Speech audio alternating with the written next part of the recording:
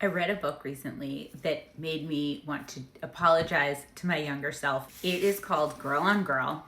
It traces how 90s and early 2000s media didn't just influence us millennial women, it trained us.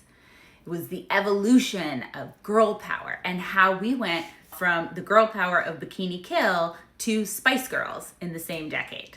Diet culture dressed up as health advice. Magazine covers that turned bodies into problems that we had to solve. I really internalized that one. The constant low hum of "you'd be prettier if" that we absorbed so early that we mistook it for our own internal voice.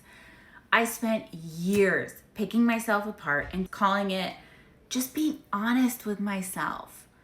It never once occurred to me that the voice doing the picking was not mine to begin with. It was manufactured on purpose. It was sold to me and to every girl my age before we were old enough to know that we were being sold anything. The wildest part of reading this was not the anger, and there was a lot of anger. It was the relief, because if it was trained into me, then it can be untrained, and that's not nothing. If any of this is landing for you the way that it was for me, it is not a coincidence. It is the entire point.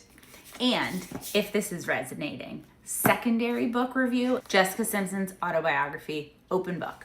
The audiobook version read by the author, even better. When you listen to it as a millennial woman and you realize the shit that the media did to her, and the messages that we were internalizing as a result, this will change the way that you see that era. And also, I'm really sorry, Jessica Simpson. I'm sorry that any of us ever doubted you. And I love you so much. Read these.